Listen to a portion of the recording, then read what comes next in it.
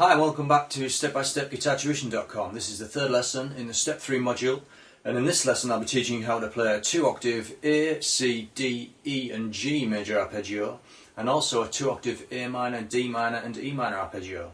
Now that sounds like a lot, but hopefully you'll see that it's not quite as difficult as it sounds. Also, it's worth pointing out that these arpeggios correspond to the major and minor chords that you learned in steps 1, 2 and 3. In step 2 lesson 3, if you recall, I showed you how to play a 2-octave major arpeggio.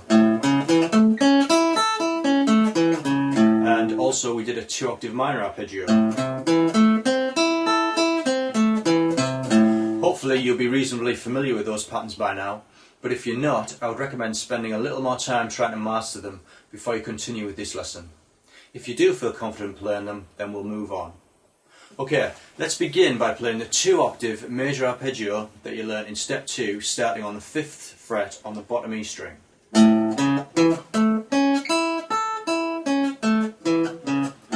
That's an A major arpeggio, and it takes its name from the 5th fret on the bottom string, which is the note A. Now, if we move up the fingerboard 3 frets, 1, 2, 3, to the 8th fret, and if we play the same pattern,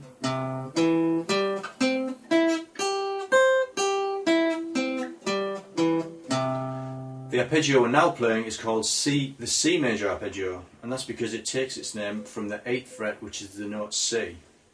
If we move up another 2 frets, 1, 2, to fret 10, and play the same pattern again,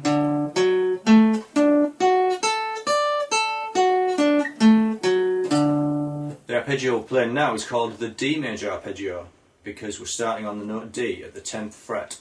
And if we move up another 2, 11 to 12, play the same pattern,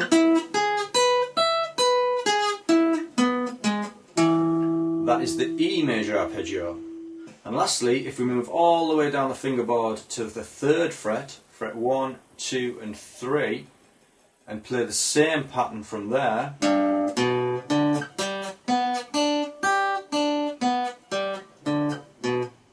that's the G major arpeggio. Let's go through that again. From the 5th fret, bottom string, I'm going to play a 2-octave A major arpeggio.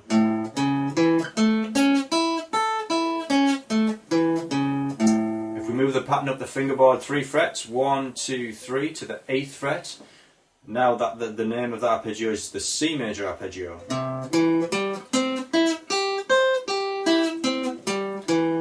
If we move up another 2 frets to fret 10, 9, 10, play the same pattern again. That's a D major arpeggio, and if we move up to the 11 to the 12th, where the 2 dots are on the fingerboard there, if we play the same pattern again,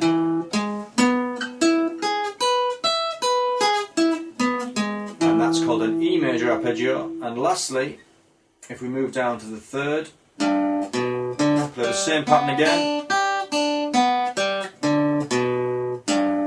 and that's a G major arpeggio.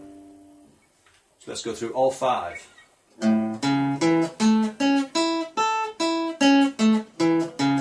A. Now move up to the 8th, C. Move up to the 10th for D. Move up to the 12th, E. And move down to the 3rd, G.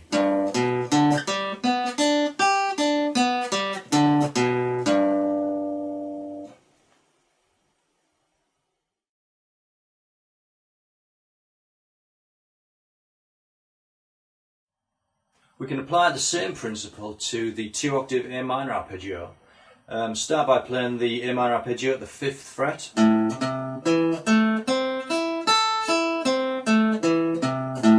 And then if we move that pattern up to the 10th, 6, 7, 8, 9, 10, play the same pattern, that gives us a D minor arpeggio.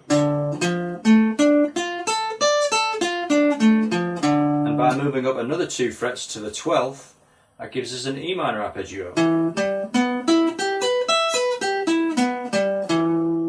And again, 5th fret, A minor. Move up to the 10th, 6, 7, 8, 9, 10, that gives us D minor arpeggio. another 2 frets to the 12th, and that gives us E minor arpeggio. So that's how you play the 3 minor arpeggios: A minor, D minor and E minor. A convenient feature of the guitar is the fact that you can move scale and arpeggio patterns up and down the fingerboard to play in different keys without having to learn lots of different patterns for each key. So as long as you know at least one scale or arpeggio pattern, you can play in any key. But we'll talk about keys more later in the step-by-step syllabus. So that's major and minor arpeggios in various keys. I look forward to seeing you in lesson 4, where I'll be showing you how to play some chord sequences using the 8 chords that we've learnt so far. I'll see you then.